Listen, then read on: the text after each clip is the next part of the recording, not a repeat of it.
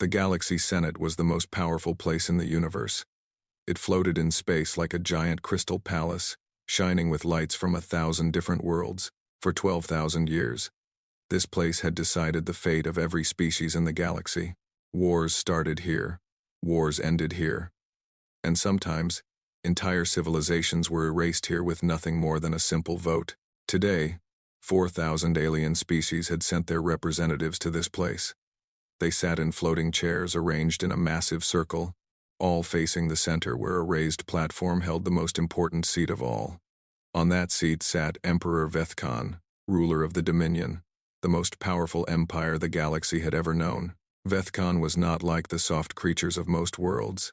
He was an insectoid, standing 8 feet tall with a hard black shell that covered his entire body. His head had 2 massive compound eyes that could see in every direction at once. His mouth was a set of sharp mandibles that clicked together when he spoke. He had ruled for 400 years, and in that time, he had ordered the destruction of 17 species. He called it cleaning. He called it progress. He called it mercy. The other aliens in the Senate feared him. They had good reason to fear him. The Dominion had the largest fleet in the galaxy. The Dominion had weapons that could crack planets in half, and the Dominion had no patience for species that caused problems. Today, the Senate was going to vote on something called the human question. 3 years ago, Dominion scouts had found a small blue planet at the edge of the galaxy. The creatures living there called it Earth. They were soft, weak things with no natural armor, no claws, no venom. They had only recently learned how to travel between stars. They were primitive. They were insignificant. They were perfect targets. Emperor Vethkan had already decided what would happen to them.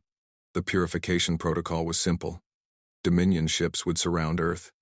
They would take some humans for genetic experiments. They would take the planet's resources, and then they would kill everyone else. It was clean. It was efficient. It was how things worked. The vote was just a formality. No one would dare oppose the Emperor. Vethkan looked around the Senate chamber with satisfaction. The Vorn delegation sat quietly in their seats, their gray skin pale with fear. The silicates, beings made of living crystal, flickered nervously. The Methkai, a reptilian species that had lived under Dominion rule for centuries, kept their eyes on the floor. Everyone knew their place. We shall now vote on the purification protocol for the species known as humans, the Emperor announced. His voice was cold and mechanical, translated by devices so everyone could understand. All in favor of cleansing this primitive world. Raise your appendage. Hands, tentacles, claws, and other limbs began to rise around the chamber. No one wanted to be the last to vote yes. No one wanted to draw attention to themselves. Then the alarms started screaming. Red lights flashed across the ceiling. Warning sounds filled the air. Every screen in the chamber lit up with emergency messages. Something was coming. Something was breaking through. What is happening? The Emperor demanded. A security officer rushed to a console, his multiple arms flying across the controls. A ship, Your Magnificence. A human ship. It came out of hyperspace directly inside our defense grid. Destroy it. We are trying, Your Magnificence, but it is not fighting back. It is flying directly into our shield generators. It is crashing into them on purpose. On the main screen, everyone watched as a tiny ship, battered and burning, flew straight into one of the massive generators that protected the Senate station. The generator exploded in a ball of fire. The ship kept going, trailing smoke and flames, heading for the next generator. That is impossible, Vethkan said. No pilot could survive such impacts. The pilot is not trying to survive, the security officer replied, his voice shaking. The pilot is trying to reach us. One by one, the shield generators fell. The tiny ship crashed through them like a bullet through paper. It should have been destroyed 100 times over. But somehow, impossibly, it kept flying, and then, it hit the Senate station itself. The eastern spire exploded inward. Metal and glass flew everywhere. Delegates screamed and ran for cover. The Emperor's guards surrounded him, their weapons drawn. Smoke filled the air, and through the smoke came the sound of footsteps. A figure walked out of the wreckage. He was human. He was average height, maybe a little tall by human standards. His skin was covered in blood from a deep cut on his forehead. His pressure suit was torn and burned in a dozen places. He walked with a limp, and every step seemed to cause him pain. In one hand, he carried a small computer tablet. In the other, he carried a piece of twisted metal that had once been part of his ship. His name was Eli Vance. He had been a commander in the Earth Defense Force before they had thrown him out for disobeying orders.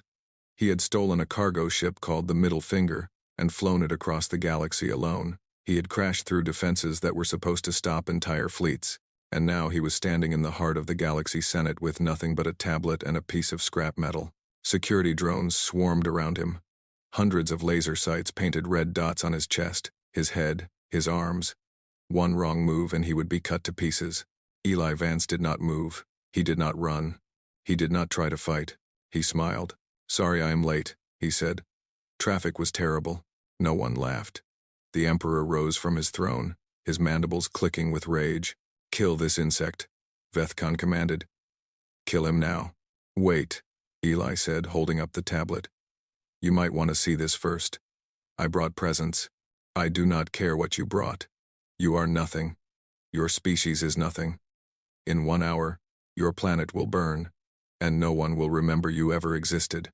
Eli tilted his head, looking at the Emperor with something that might have been pity. "Yeah, that is what the last 17 species thought too. Right? The ones you erased? The Velith? The Oweri? The crystalline minds of Keth 7? A ripple of shock went through the Senate. Those names had not been spoken in thousands of years. They had been erased from every record, every history book, every database. No one was supposed to remember them. But this human remembered. "How do you know those names?" the Emperor demanded. Eli held up the tablet. "I know a lot of things, Your Magnificence. I know what you did to them. I know what you are planning to do to us. And more importantly," he looked around at all the aliens watching him, all the species who had been too afraid to speak up. "I know I am not the only one who is tired of being afraid." He pressed a button on the tablet. Every screen in the Senate chamber lit up with files, recordings, and documents. Evidence of genocide. Evidence of corruption. Evidence of 17 species murdered not because they were threats, but because they had something the Dominion wanted. And at the bottom of every document was the Emperor's own signature. The Senate chamber fell completely silent. 4,000 species stared at the screens, seeing the truth for the first time in 12,000 years. Eli Vance, bloody and broken, stood alone in the middle of them all. "Now," he said quietly, "let us talk about what really happens in this galaxy." The silence in the Senate chamber was so deep that Eli could hear his own heart beating. Blood dripped from his forehead onto the marble floor, making small red spots that spread slowly across the white stone. Every eye in the room was on him. Every weapon was pointed at him. One word from the Emperor, and he would be dead before he could take another breath. But no one fired. On every screen around the massive chamber, documents scrolled past. Video recordings played without sound. Images flashed by, one after another, showing horrors that had been hidden for thousands of years. The aliens in the Senate watched with expressions that ranged from shock to horror to something that looked like recognition. They had always known. Deep down, they had always known what the Dominion really was. They had just been too afraid to say it out loud. Eli spoke into the silence. His voice was not loud, but the hijacked communication system carried it to every corner of the chamber, to every speaker, to every ear and hearing organ in the room. "3 cycles ago, your scouts found my planet," he said. "Earth, a small world with small creatures who had just learned to travel among the stars. We thought it was the greatest moment in our history. We thought we were joining a community, a family of species working together." He paused, coughing. Something was wrong inside his chest. Probably broken ribs, maybe internal bleeding. He did not have much time. "Then we intercepted your transmissions. We learned what the Dominion really planned for us. The purification protocol. You were going to kill us all. Not because we did anything wrong, not because we threatened anyone, but because our planet had resources you wanted, and we were in the way." The Emperor finally found his voice. "This is lies. This is propaganda. This human has fabricated evidence to turn you against me." "Have I?" Eli pressed another button on his tablet. A new recording began to play on every screen. It was the Emperor's own voice. The translation was perfect and clear. "The humans are weak. Their planet is rich. We will take what we need and dispose of the rest. Add them to the list with the others. No one will remember them in 100 years. The recording ended. The Emperor's mandibles clicked together in fury, but he said nothing. There was nothing to say. The voice was unmistakably his. Eli turned slowly, looking at the different delegations around the chamber. He pointed at the Vorn, gray-skinned beings with large, sad eyes. Your homeworld used to have 2 moons, Eli said. Now it has 1. The Dominion cracked the second moon for its minerals. 30 million of your people died when the debris fell. The official story was a natural disaster. The Vorn delegate rose from his seat. His hands were shaking. We knew, he said quietly. We always knew. But what could we do? Eli pointed at the silicates, the crystal beings who flickered with inner light. The Dominion has been mining your sacred mountains for the last 200 years. They have been taking your children, the young crystals that form in those mountains. They grind them down and use them for industrial materials. The silicates made a sound like breaking glass. It was their way of crying. Eli pointed at the Methkai, the reptilian species with scales of green and gold. Your population was once 10 billion. Now it is 2 billion. The Dominion takes your young males for their armies. They take your females for their breeding programs. You have been slaves for 300 years. And anyone who resists disappears. The oldest Methkai delegate, a female with scales faded to silver, lowered her head and wept openly. Eli kept going. Species after species, crime after crime. He named them all. The secret prisons, the stolen resources, the murdered leaders, the erased histories. For nearly 30 minutes, he spoke, and with each word, the anger in the chamber grew. And then there are the 17, Eli said finally. The species you have never heard of, the ones who were completely erased. He listed their names again. The Veleth, a peaceful race of farmers who had lived on a planet the Dominion wanted. The Ori, aquatic beings whose ocean world sat on top of rare minerals. The crystalline minds of Keth 7, a species of pure thought that had tried to warn others about the Dominion's true nature. Gone, Eli said. All of them. Billions of lives, erased from the universe as if they never existed. And for what? For power. For greed. For one emperor's ego. The emperor finally moved. He stood up from his throne, his full 8-foot height towering over everyone else in the chamber. Enough, Vethkan said. His voice was ice. I have heard enough of this. You come into my Senate. You accuse me of crimes. You think you can turn my own subjects against me? He laughed. A horrible clicking sound. You are one human. One tiny, weak, soft creature from a planet no one has ever heard of. You have no fleet. You have no weapons. You have no power. What exactly do you think you are going to do? Eli met his gaze. The human was pale from blood loss. He was swaying on his feet.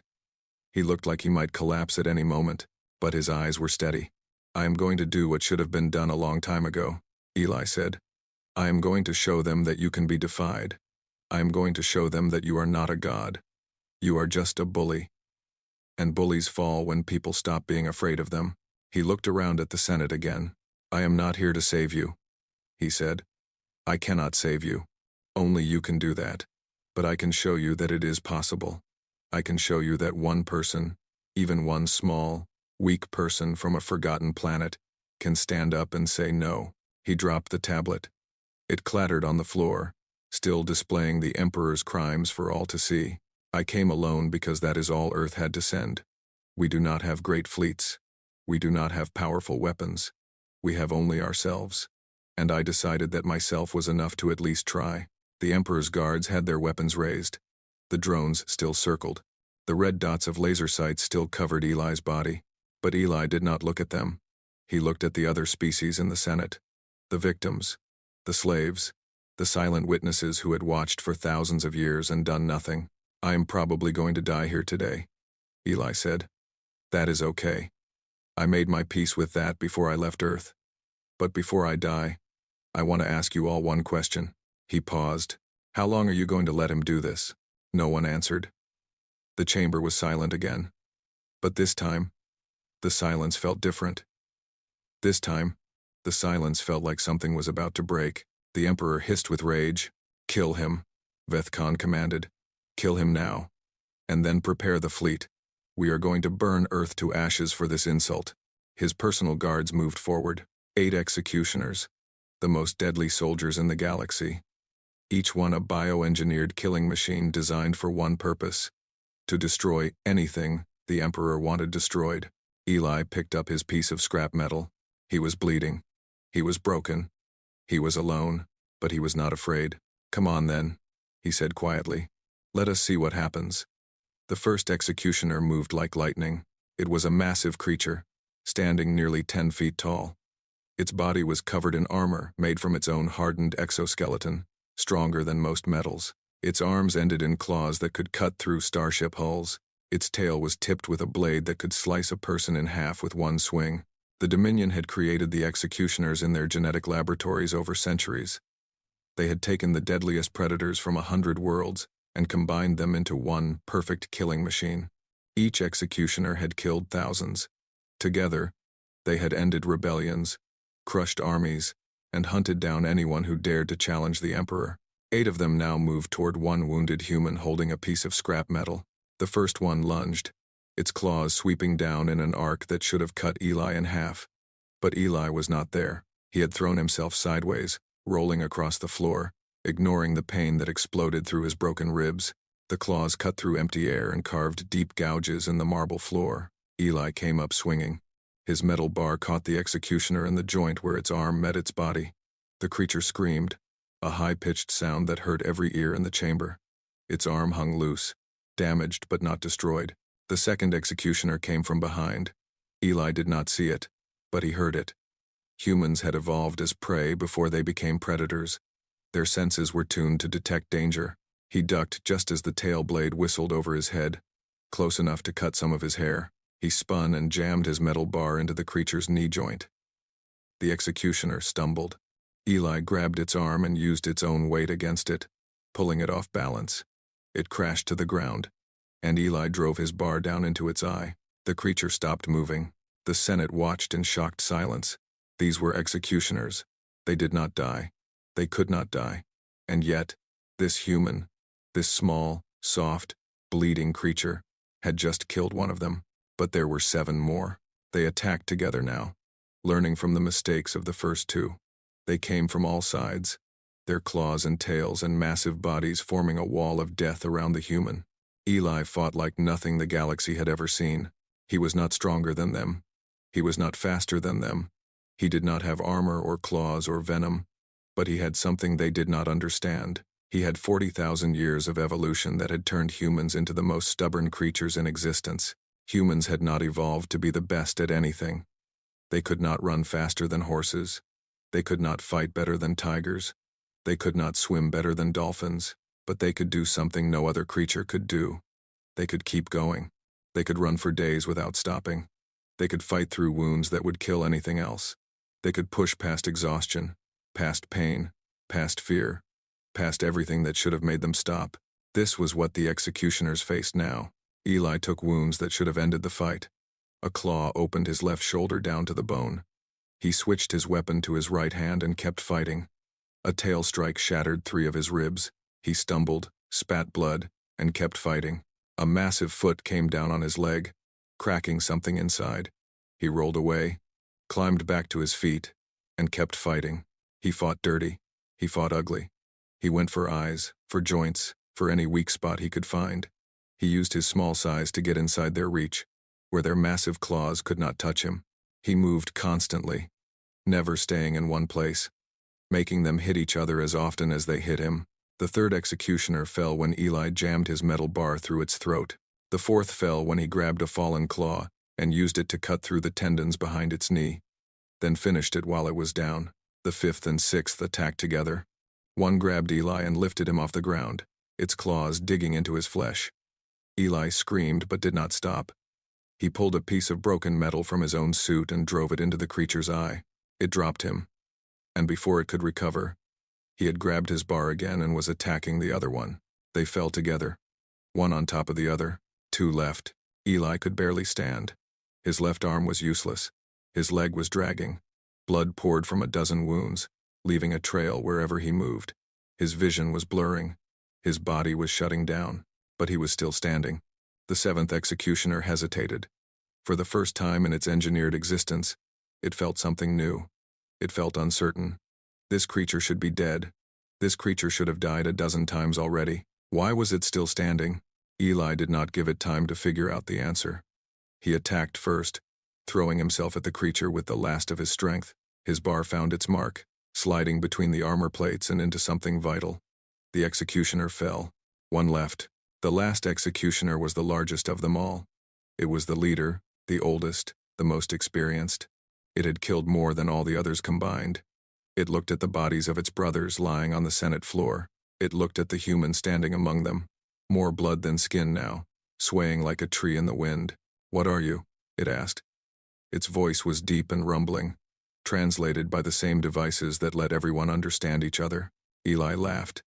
It was a wet, painful sound. "I am human," he said, "and we do not know when to quit."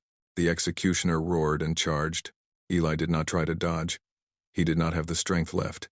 Instead, he stepped forward, into the charge, inside the reach of those massive claws.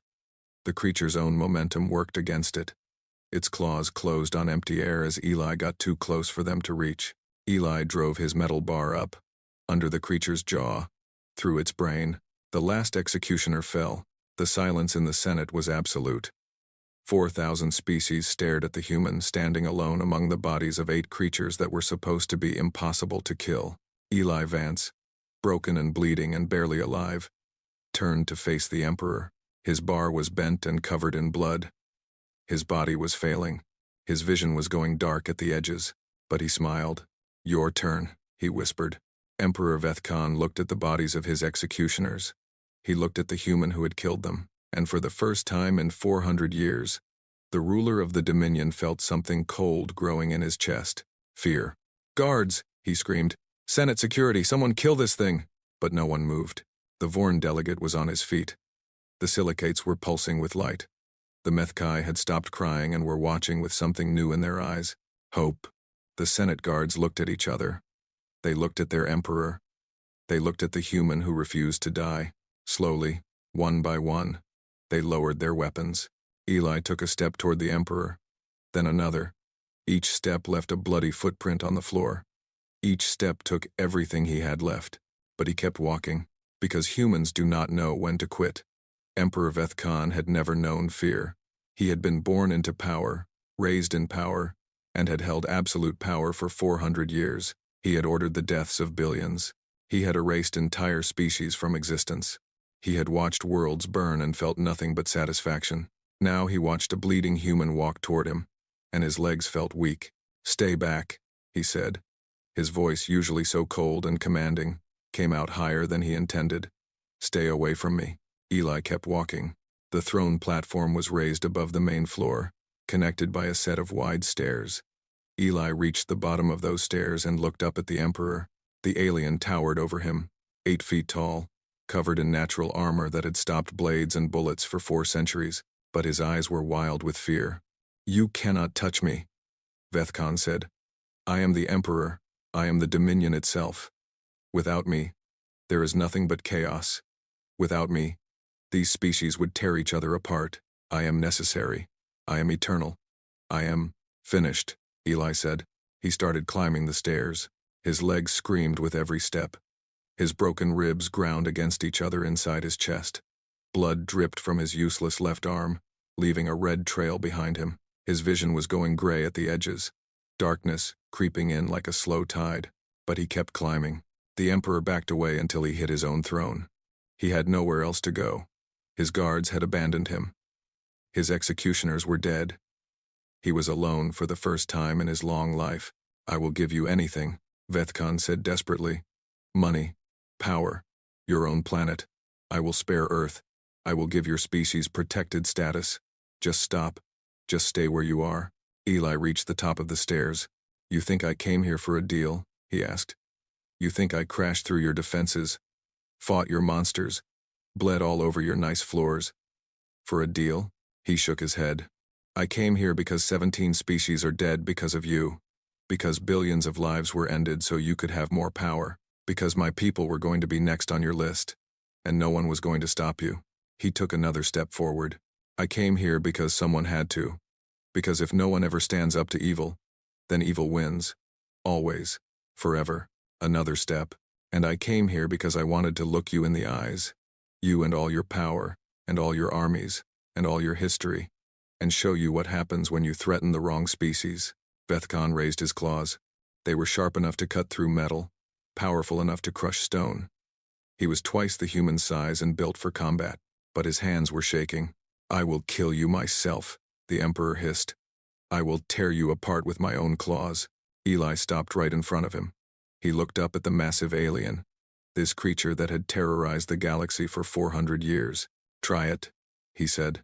Vethkan swung. The blow should have taken Eli's head off. But the Emperor had never actually fought anyone himself. He had always had others do his killing for him.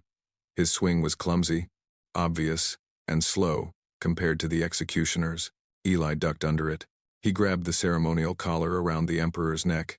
It was made of precious metals and decorated with small bones, trophies from the species Vethkan had destroyed. Eli's grip was weak, his fingers slippery with blood. But he held on, and he pulled. The Emperor, off balance from his missed swing, stumbled forward. Eli stepped aside and used the alien's own momentum against him. Vethkan pitched forward, his massive body suddenly out of control. His face hit the floor. The sound echoed through the silent Senate. A wet crack as Keaton met marble. The Emperor of the Dominion, the most powerful being in the known galaxy, face down on his own floor. Eli did not let go. He pulled again, lifting the Emperor's head. This is for the Velith, he said. He slammed Vethkan's face down again. This is for the Ori. Again. This is for the crystalline minds of Keth 7. Again. This is for every species you enslaved, every planet you stole, every life you ended because you thought you had the right. Again. The Emperor's compound eyes cracked. His mandibles broke. Blue blood spread across the white marble floor. And this, Eli said, his voice barely a whisper now, is for Earth. One final time. He drove the Emperor's face into the floor. Vethkan did not move. Eli let go and stepped back. He was empty now. Everything he had, every last bit of strength and will and determination, was gone. He had nothing left, but he had done it. The Emperor lay broken at his feet, whimpering and twitching. The massive alien was still alive, but he was beaten. His face was a ruin of cracked shell and leaking blood. His eyes could not focus. His mandibles hung loose and useless. For the first time in 400 years, Emperor Vethkan was helpless. Eli turned to face the Senate. 4,000 species stared at him. Thousands of eyes, of every shape and color and configuration, all focused on one bleeding human. He is not a god, Eli said. His voice was weak, but the communication system carried it everywhere. He is not eternal. He is just a bully, who has been in charge too long. He looked at the Vorn, at the Silicates, at the Methkai, at all the species who had lived under the Emperor's shadow for so long. You have a choice now. You can pick up where he left off. You can fight each other for the scraps of his empire. You can become new tyrants and continue the cycle. He paused to cough. Blood came up. His body was failing fast now. Or you can do something different. You can build something better. You can remember the species that were lost and honor them by creating a galaxy where no one else has to die because some emperor decided they were inconvenient. He looked down at Vethkan, still twitching on the floor. The choice is yours. It was always yours. He just made you forget that. The Vorn delegate spoke first. What about you, human? What do you want? Eli laughed, though it hurt. I want to sit down, he said, and maybe sleep for about a year. His legs gave out. He collapsed on the floor next to the Emperor he had just defeated. His vision was almost completely dark now. His heart was slowing down. His body had given everything it had, but somewhere, far away, he heard something he had never expected to hear. Applause. It started with the Methkai. The old female with silver scales began to clap her hands together, a human gesture she had seen in broadcasts from Earth. Then the Vorn joined in. Then the Silicates, making their crystalline ringing sound. Then others, and others. Soon the entire Senate was cheering, not for violence, not for victory, for hope. Eli smiled as the darkness took him. He had done what he came to do. The rest was up to them. Eli Vance should have died. The Vorn doctors who worked on him said it was impossible that he was still alive. His injuries were too severe. He had lost too much blood. His organs were failing. His heart had stopped twice during the surgery. But it started again. Both times, the doctors had never seen anything like it. They had treated thousands of species over the years. They understood biology and medicine better than almost anyone in the galaxy. But they did not understand humans. They did not understand that humans were built to survive. For 18 hours, they worked to save him. They used technology that could regrow bones and seal wounds and replace blood.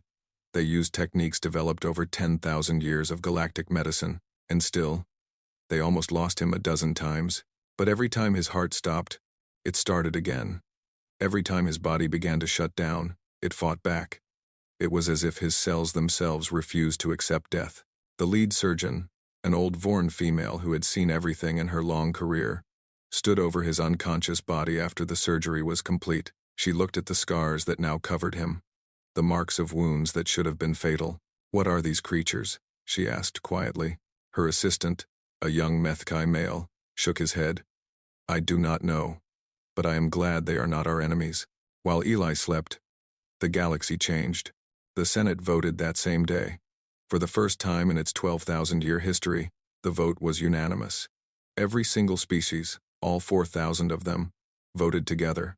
The Dominion was dissolved. Emperor Vethkan was taken to a prison ship to await trial. The list of charges against him was so long that it took 3 days just to read them all. 17 counts of genocide, millions of counts of murder, corruption, slavery, theft, the destruction of entire civilizations. He would never see freedom again. But that was just the beginning. Across the galaxy, things began to change. The Dominion's vassal states declared their independence, one by one.